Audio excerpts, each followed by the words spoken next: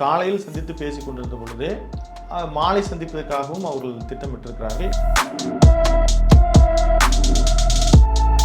நாம் தமிழர் கட்சியை விட ஒரு 2000 ஓட்டுகள் தான் கூடுதலாக அதிமுக பெறுகிறது. திமுகவோடு கூட்டணி அமையுமான்னு ஒரு நிருபர் கேட்கிற போது கூட அவர் சொல்றார், எடப்பாடி ஒருத்தர் இழுத்து பிடிச்சு வச்சுட்டா போதும். எடப்பாடிக்காக பல தியாகங்கள் பண்ணாங்க. அண்ணாமலையை வெளியேற்றினாங்க. பிஜேபி அணுகி இருக்கணும், நீங்க கூட்டணியில் இருக்கல, நீங்க வாங்க. இது மாதிரி விஜயகாந்த் இருந்தா நடந்திருக்குமா? ரஜினிகாந்த் அவர்கள் வந்து தூத்துக்குடி துப்பாக்கி சூடவர்கள் போய் நலம் விசாரிக்கும் போது நீங்க யாருன்னு வேணும்னு தெரிஞ்சுக்கிட்டே ஒருத்தர் கேட்கிறாரு, நீங்க இந்த விஷயத்துக்கு மட்டும் வரீங்க, இவ்வளவு நாள் எங்க போயிருந்தீங்கன்றது அதனுடைய பொருள். விஜய் அவர்கள் சென்னையில நிக்க சொல்லுங்களேன், விஜயகாந்தே அந்த முயற்சி செய்யறது கிடையாது, எம்ஜிஆரே அந்த முயற்சி செய்தது கிடையாது. தரம் குறைவான சொற்களை கொண்டு அதை இட்டு நிரப்ப வேண்டிய அவசியம் திரு சீமானுக்கு ஏன் என்று தெரியவில்லை.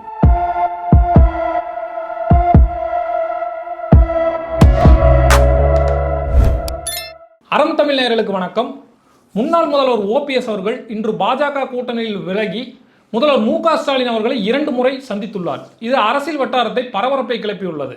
அவர் அடுத்து என்ன செய்வார்? இது பற்றி விவாதிக்க நம்முடைய இணைந்திருக்கிறார் அறம் தமிழ் எடிட்டர் திரு விஜயராணன் அவர்கள். சார் வணக்கம். வணக்கம். தமிழக அரசியலில் மிகப்பெரிய ஒரு பரபரப்பு கிளம்பி இருக்கு. பிரேமலதா விஜயகாந்த் அவர்கள் மற்றும் ஓபிஎஸ் அவர்கள் முதல்வர் ஸ்டாலினை சந்திச்சிருக்காங்க.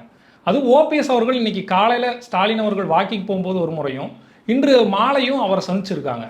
இது வந்து திமுக கூட்டணிக்கு அவர் போயிடுவார்னு நினைக்கிறீங்களா? இன்று காலையில் அவர் சந்தித்தது ஒரு திட்டமிடப்படாத சந்திப்புன்னு வெளியில சொன்னாலும் கூட அதுவும் திட்டமிடப்பட்ட சந்திப்பு தான் அப்படின்னு நம்ம வந்து சந்தேகிக்கிறோம். அப்படி அவர்கள் காலையில் சந்தித்து பேசி கொண்டிருந்த பொழுதே மாலை சந்திப்பதற்காகவும் அவர்கள் திட்டமிட்டிருக்கிறார்கள். இடையில வந்து திரு பண்ருட்டி ராமச்சந்திரன், அதாவது அதிமுக உரிமை மீட்பு குழு அப்படின்னு அதற்கு ஒரு ஒருங்கிணைப்பாளராக இருக்கக்கூடிய பண்ருட்டி ராமச்சந்திரன் அவர்கள், நாங்கள் என்டிஏ கூட்டணியிலிருந்து முழுமையாக வெளியேறுகிறோம், நாங்கள் இப்பொழுதுக்கு யாருடைய கூட்டணியிலும் இல்லை அப்படின்னு அவர் தெரிவித்திருந்தார். அதாவது இந்த விஷயத்தில் முன்னாள் முதல்வர் திரு ஓபிஎஸ் அவர்கள் கடந்த 27ஆம் தேதி பாரத பிரதமர் நரேந்திர மோடி வரும்போது அவர் ஒரு கடிதம் கொடுக்குறார், நீங்க எங்களை ஏற்றுக்கொள்ளணும், எங்களை சந்திக்கணும்னு. அவருடைய நிர்வாகி ஒருத்தர் நேரம் கேட்கிறார், எங்களை சந்தித்து நேரம் கேட்குங்க. ஏன்னா அவருடைய இந்த தொண்டர்களாக அவர்களுடன் உடன் இருக்கக்கூடிய சில பிரமுகர்கள் வந்து தொடர்ந்து கேட்குறாங்க, நீங்க எந்த இடத்துல இருக்கீங்க, நீங்க என்னதான் பண்ண போறீங்க, எங்களுக்கு என்னதான் செய்ய போறீங்க அப்படின்ற கேட்கிற நிலைக்கு அவர் அதுக்கான பதிலே அவரால் சொல்ல முடியும். ரொம்ப நாளாக கூட்டணியில் இருக்கிறாங்களா இல்லையான்னு தெரியாத ஒரு மாயமாவே இருந்தது. இல்லை, கூட்டணியில் அவர் இருக்கிறாங்கன்றதை அவங்க சொல்லிட்டு தான் இருந்தாங்க. அதாவது அவர் என்டிஏ கூட்டணியில் அவர் இருக்கிறாரு, அந்த என்டிஏ கூட்டணியில் அவருக்கு உகந்த விஷயங்கள் செய்யப்படணும். ஆனால் எடப்பாடி அவர்கள் தொடர்ந்து அவர் 2 விஷயங்கள் வந்து பேசுகிறார். அதாவது திமுகவுக்கு எதிராக இருக்கக்கூடிய கட்சிகள், அது குறிப்பாக அவர் சீமான் விஜய் குறித்து நம்ம நிறைய பேசியிருக்கிறோம், வரணும்னு சொல்கிற அதே வேளையில் அவர் டிடிவி குறித்து பேசும்போது கூட யூகங்களுக்கு நான் பதில் சொல்ல முடியாதுன்றார். அவர் வந்து என்டிஏ கூட்டணியில் சில கட்சிகள் இருக்குன்னு பின்னால் சொல்கிறார். ஓபிஎஸ் வந்து காலம் கடந்துருச்சு அப்படின்னு சொல்லிட்டார். அப்போது கூட்டணியில் இவரோடு இப்போ பயணிப்பது அப்படின்றது வந்து மிகுந்த கடினம். இந்த நிலைமைக்கு ஒரு 2 விஷயங்கள் சொல்லலாம். பிஜேபியினுடைய ஒரு அணுகுமுறை, பிஜேபி வந்து அவரை ரொம்ப உதாசீனப்படுத்திட்டாங்க. கடந்த நாடாளுமன்ற தேர்தலில் அவர் சொல்லி தான் 2 பேர் அவர் அட்ஜஸ்ட் பண்ணிக்கிறார். பிஜேபி சொன்னதுனால தன்னுடைய சிட்டிங் எம்பியாக இருக்கக்கூடிய தன்னுடைய மகனை அவர் நிறுத்திட்டு இவர் போய் பலாப்பழ சின்னத்தில் நின்று ஒன்றும் மோசம் இல்லை. அவர் வந்து 3,40,000 ஓட்டுகள் 2ஆம் இடம் பெறார். இத்தனைக்கும் 5 ஓ பன்னீர்செல்வத்தை நிறுத்துறாங்க. வேண்டுமென்று 5 ஓபிஎஸ் பன்னீர்செல்வத்தை நிறுத்தியும் சுயேட்சை சின்னை பலாப்பழ சின்னத்தில் 3,40,000 ஓட்டுகளை அவர் பெறுகிறார். ஏடிஎம்கே அங்கே இருந்த ஜெயபெருமாள் வந்து 98,000 ஓட்டுகள் தான் பெறுகிறார். நீங்கள் அதில் இன்னொன்று பார்த்தீங்கன்னா நாம் தமிழர் கட்சியில் இருக்கக்கூடிய டாக்டர் சந்திரான்ற கேண்டிடேட்டு 96,000 ஓட்டு பெறுறாங்க. நாம் தமிழர் கட்சியை விட ஒரு 2,000 ஓட்டுகள் தான் கூடுதலாக அதிமுக பெறுகிறது. இப்போ இந்த நிலையில் இருக்கும் பொழுது அவருக்குன்னு ஒரு ஆதரவு தளம் அந்த நம்மளுடைய தென் மாவட்டங்களில் சில பகுதிகளில் இருக்கிறதுன்றது உண்மை. அப்புறம் முக்குளத்தோர் வாக்குகளை அவர் வந்து வைத்திருக்கிறார், அவருக்கான ஒரு அதிமுக வந்து புறக்கணிக்குது, இப்படின்றதெல்லாம் இருக்கும் பொழுது பிஜேபி முதலில் செய்திருக்க வேண்டிய விஷயம் டிடிவியோடு ஏற்படுகின்ற ஒரு சமரசத்தை விட ஓபிஎஸ்க்கு தான் முக்கியத்துவம் கொடுத்திருக்க வேண்டும். கடந்த காலத்தில், அதாவது பரப்பனகரத்திற்கு செல்லுகிற பொழுது, சசிகலா அவர்கள் செல்கிற போது துணை பொதுச் செயலாளராக டிடிவி அவர்கள் நியமிச்சுட்டு போன பிறகு மிகப்பெரிய ஒரு டக்கப் ஃபார் வந்து எடப்பாடிக்கும் டிடிவிக்கும் தான் இருந்தது. தொடர்ந்து டிடிவி வந்து ஆட்சி அதிகாரங்கள் எல்லாம் தலையிடுவது போல் தெரிந்த பொழுது பிஜேபி தலையிட்டு அவரை தூக்கி கொஞ்ச நாள் வந்து ரெட்டலை பெற முயற்சி செய்தார்னு சொல்லி அவரையும் ஜெயிலில் வச்சுருந்தாங்க. அவர் 18 எம்எல்ஏக்களோடு அவர் போனார்.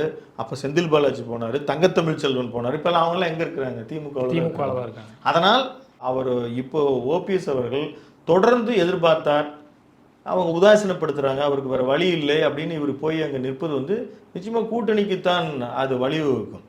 அவர் பொறுத்து பார்த்துருக்கிறாரு. அதான் அரசியலில் நிரந்தர எதிரி இல்லை, நண்பன் இல்லைன்னு கூட நீங்கள் சொல்லியிருக்காரு. இன்னைக்கு சொல்லியிருக்கிறாரு. திமுகவோடு கூட்டணி அமையுமான்னு ஒரு நிருபர் கேட்கிற போது கூட அவர் சொல்றார், எதுவும் நடக்கலாம்னு சொல்றார். அப்போ அவரு இதை வந்து நிச்சயமா பிஜேபிக்கு விடுகிற ஒரு சிக்னலை தான் நம்ம பார்க்கணும். பிஜேபி வந்து அதிமுக ஒருத்தரே போதும்னு நினைச்சிட்டாங்க. இவங்க ஒருத்தர் பிடிச்சி எடப்பாடிக்காக பல தியாகங்கள் பண்ணாங்க. அண்ணாமலையை வெளியேற்றினாங்க.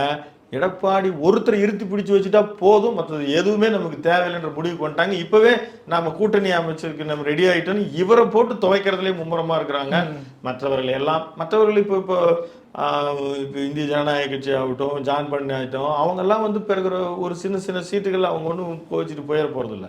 ஆனால் சமாதானப்படுத்த வைக்க வேண்டிய முதன்மையான ஆள் வந்து திரு ஓபிஎஸ் அவர்கள் தான். ஆனால் அந்த விஷயத்தில் பிஜேபி தவற விட்டது அப்படின்னு தான் நம்ம நினைக்க தோணுது. அடுத்த பிரேமலதா விஜயகாந்த் அவர்களும் சந்திச்சிருக்காங்க. ஒரு உடல்நல விசாரிப்புன்னு சொன்னால் கூட இது ஒரு கூட்டணிக்கு வழிவகுக்குன்னு நினைக்கிறீங்களா? அந்த வாய்ப்பை இல்லைன்னு மறுப்பதற்கு இல்லை. திரு முத்து அவர்களின் மரணத்திற்கு பிறகு சீமன் அவர்கள் கூட போய் சந்திச்சார். உடனே அவரே தான் இப்போ மேடையில் ரொம்ப பேசிகிட்டு இருக்கிறாரு. அதை ஒன்று கூட்டணிக்கான பேச்சா அப்படின்னு நம்ம எடுத்துக்க முடியுமா? ஒரு மரியாதை நிமித்தமான சந்திப்பு நம்ம எடுத்துக்கிட்டாலும் அந்த தொடர்ச்சியாக ஒரு உடல்நிலை பாதிக்கப்பட்டு முதல்வர் அவர்கள் மருத்துவமனையில் சிகிச்சை பெற்று வந்ததுனால இப்போ அடுத்து பிரேமலதா அவர்கள் நேரில் போய் நல்லா விசாரித்தது. அது ஒரு அரசியல் நாகரிகம்னு கருதினாலும் கூட, ஆனாலும் அரசியல் நிச்சயமாக இருக்குது. ஏன்னா அவங்களும் எதுலேயும் நாங்கள் கூட்டணி இல்லை. ஏன்னா கடந்த காலத்தில் இவங்களுக்கு ஒரு எம்பி தொகுதி வாய்மொழியாக கொடுக்கப்பட்டு யாருங்க சொன்னாங்க அப்படின்னு எடப்பாடி கேட்டார். யார் சொன்னாங்க? அவங்கவுங்க சொல்கிறதெல்லாம் நீங்கள் கேட்டுட்டு சொல்ல முடியாதுங்க, நாங்கள் தான் சொல்லணுன்னாங்க. அப்போ அவங்க மெல்ல அங்கேருந்து விலகினாங்க. இவங்களுக்கு ஏற்கனவே இது மாதிரி பல முறை ஒரு எம்பி தொகுதி கேட்டு அவர்கள் புறக்கணிக்கப்பட்டனால வருகிற ஜனவரி மாதம் அவர்களுக்கு இந்த எம்பி பதவி கொடுக்கப்படலாம் அப்படின்னு அதிமுகவிலிருந்து அவர்கள் உறுதிமொழி கொடுத்துருக்காங்க. ஆனாலும் அதை ஏற்றுக்கொள்ளக்கூடிய நிலைமையில் இன்றைக்கு தேமுதிக இல்லை என்பதுதான் உண்மை. அவர்கள் வந்து திமுக பக்கம் சாய தொடங்கிட்டாங்க. அதே ஒரு எம்பியும் அவர்கள் கேட்கிற ஒரு சட்டமன்ற தொகுதியும் திமுக கொடுத்தால் திமுக பக்கம் போவதற்கு தேமுதிக தயாராகத்தான் இருக்கிறது. அதனால் இப்போ அதை தொடர்ந்து திரு விஜய் பிரபாகரன் அவர்கள் வந்து ஒரு கேள்வி கேட்குறாங்க, நீங்கள் ஏன் பிரதமரை போய் வரவேற்கல? நாங்கள் ஏன் போகணும்? வேணும்னா அவர் வந்து பார்க்கட்டும். நீங்கள் இந்தியா கூட்டணியில் முன்னே இருந்தீங்க. அவரும் கொஞ்சம் கேள்வி ஒரு மாதிரியே தான் கேட்டார். இருந்ததுக்காக போக முடியுமா? இந்தியா கூட்டணியில் அவர் இருக்கிறன்ற போது ஒரு அப்பாயின்மெண்ட் வந்து பிஜேபி வந்து அதை வந்து ஸ்டார்ட் பண்ணி, அதனால தான் நான் முதல்ல சொன்னேன். அதாவது பிஜேபி அணுகி இருக்கணும், நீங்கள் கூட்டணியில் இருக்கல, நீங்கள் வாங்க அப்படின்னு சொல்லி. இது மாதிரி விஜயகாந்த் இருந்தால் நடந்திருக்குமா? பிரேமலதா அவர்களுக்கு வந்து ஒரு அழைப்பு விடுத்திருக்கணும். அவர்கள் கூட்டணி சம்பந்தப்பட்டவர் எல்லாத்தையுமே வந்து இந்த மேடையில் உட்கார வச்சிருப்பதற்கான திட்டமிடம் செய்திருக்காங்க. பிரதமர் வரார். 3வது முறையாக அவர் பிரதமராகி முதல் முறையாக அங்கே வருகிற பொழுது இங்கே கூட்டணி தொடர்புடையவர்களுக்கு எல்லாத்தையும் வந்து ஒரு வரிசையில் அமர்ந்து ஒரு 5 நிமிடம் பேசுவதற்கோ உட்கார்ந்து அமர்வதற்கோ அது எதிரணியில் இருந்த திருமாவளவன் அவர்கள் கூட மேடை பகிர்ந்துக்கிட்டாரு. இவங்களெல்லாம் கூப்பிட்டுருக்கலாம் பிரேமலதா விஜயகாந்த் அவர்கள். ஆமாம்மா, அந்த அதை அவர்கள் செய்யவில்லை. அப்போ செய்யாத பொழுது நான் முன்பு குறிப்பிட்டது போலவே ஏடிஎம்கே எடப்பாடி மட்டுமே போதும்னு பிஜேபி நினைக்குது. அதனுடைய விளைவுகள் இப்போ கொஞ்சம் கொஞ்சமாக அவர்களுக்கு பிற்காலத்தில் அது வந்து எவ்வளோ பெரிய தவறு அப்படின்றது பிஜேபி மிக நிச்சயமாக உணரும். அடுத்ததாக தாவேக தலைவர் விஜய் அவர்கள் வந்து 1967, 77 மாதிரி ஒரு மாற்றம் வரும் தமிழ்நாட்டில் அப்படின்னு திரும்ப சொல்லிட்டு வராரு. மாற்றம் நிகழும்னு நினைக்கிறீங்க? அதாவது திரு விஜய் அவர்கள் வந்து அண்ணாதுரை அவர்கள் ஆட்சிப்படுத்தியதையும் எம்ஜிஆர் அவர்கள் ஆட்சிப்படுத்தியதும் ஒப்பிட்ட அளவில் அவர் சொல்கிறார். அந்த மாதிரி குறுகிய காலத்தில் ஒரு கட்சியை துவக்கி ஆட்சியை பிடித்த வரலாறு என்பது என்டிஆருக்கு மட்டும்தான் உண்டு. என்டி ராமராவ் ஆந்திராவில் மட்டும்தான் உண்டு, மிக குறுகிய மாதங்களில். ஏன்னா அதுக்கு முன்னால் அவர் ஒரு மிகப்பெரிய ஒரு ரசிகர் மன்றத்தை வச்சுருந்தார். அந்த அளவில் திரு விஜய் அவர்களுக்கு இருக்குமா? அவர் இங்கே ஒப்பிட்ட அளவில் பார்க்கும்பொழுது அண்ணாதுரையெல்லாம் எவ்வளோ நாள் கட்சி இயக்கங்களில் பணியாற்றிட்டு வந்தார். அவர் இங்கே இருக்கிற கொள்கை முழக்கங்கள், இங்கே இருக்கக்கூடிய திராவிட சித்தாந்த விஷயங்கள் எல்லாம் பெரியாரோட பயணிச்சுட்டு வந்தார். இன்றைக்கி அதிமுகவும் அவருடைய பெயர் தாங்கி நிற்கிறது. எம்ஜிஆர் அவர்களும் 72 அவருடைய கட்சியை தூக்கி 77 78 அவருடைய ஆட்சி அதிகாரத்தை அவர் நிலைநிறுத்துக்கிறார். அப்போது அவரும் திமுகவில் பயணிச்சுட்டு வராரு. இப்போ இந்த ஒப்பீட்டு அளவில் பார்க்கும்போது விஜய் அவர்கள் எடுத்த உடனே வந்து இந்த அளவுக்கு ஆட்சி பிடிக்க முடியுமா அப்படின்னா அது வாய்ப்பு கிடையவே கிடையாது. விஜயகாந்த் அவர்களுக்கு இருந்த அந்த காலகட்டத்தில் இருந்த ஒரு ரசிகர் பேசி இன்னைக்கு திரு விஜய் அவர்களுக்கு இருக்க ஒரு பெரிய அளவில் வெற்றியை திரும்ப திரும்ப சொல்லிட்டு வர விஷயம், அவர் வெற்றி பெறுவாரோ இல்லையோ, எவர் வெற்றி பெறுகிறாரோ அந்த வெற்றியை தடுப்பதற்கான ஒரு அரசியல் களமாக தான் அவர் பிரிப்பார். ஓட்டுகளை மிகப்பெரிய அளவில் பிரிப்பார். அவருடைய அரசியல் அவர் பிரச்சாரத்திற்கு அவர் பரப்புரைக்கு செல்கிற பொழுது மிகப்பெரிய பேசுபொருளாகவும் ஒரு கவன ஈர்ப்புக்கூடியவராகவும் திரு விஜய் அவர்கள் இருப்பார். அவர் தினந்தோறுமே கவன ஈர்ப்புக்கூடியவராகத்தான் இருப்பார்.